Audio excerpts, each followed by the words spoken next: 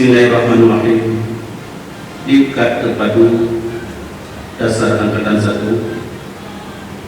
Gerakan Pemuda Ansor di Kabupaten Aceh Barat dengan resmi kami adakan dibuka.